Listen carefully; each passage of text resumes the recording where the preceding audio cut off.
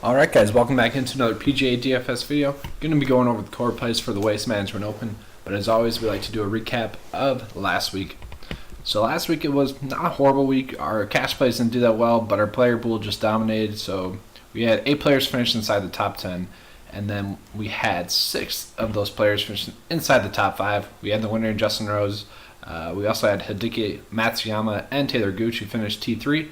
And then the 3 players that we highlighted at the start of our video were Jason Day, Rory McIlroy, and Jon Rahm. They all finished T5.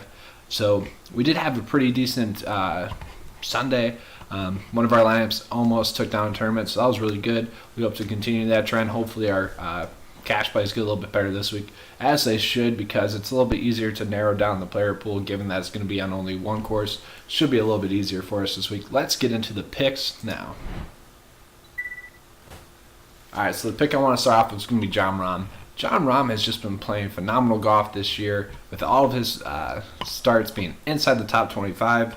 His average finish at this course is also T16, so I really don't mind. Justin Thomas you can go with if you want to, but I really like Hideki Matsuyama. He's a 2-time winner here at this course. He also had a T2 finish, so obviously has some really good course history. Garrett Woodland's just been dominating. He was also the winner at this course last year, so obviously he has some good course history. Really don't mind those 3 to start off your player pool, but I don't really mind dropping it down a little bit lower. You can go with Tony Finau. He's just been playing really well if you want to ride that hot hand. He doesn't have the best course history, so might just be more of a GPP option for me. But the play that I like the most is going to be Matt Kuchar. Really like starting a lot of my builds out here. He's average finish at this course in the last 4 years is 14th overall. He's already won twice on the tour this year in 4 starts, so I really like him. Cam Smith isn't a horrible option. He's a really good stat fit. He's made 6 out of 6 cuts. Adam Hadwin's another play where if you want to ride the hot hand, I really don't blame you. Billy Horschel's a play that I really been starting to get on later on in the week. He hasn't missed a cut this whole year. He hasn't missed a cut here in the last 4 years, and he's a decent stat fit. If you want to play him in your cash builds, I don't mind it. But I'd rather play CHEZ REAVIE in my GPP options. He was the 2nd overall stat fit according to my model, and he also finished 2nd overall here at this course. He did have 3 missed cuts here in the previous years, though. SNEDKER is another play that I don't mind.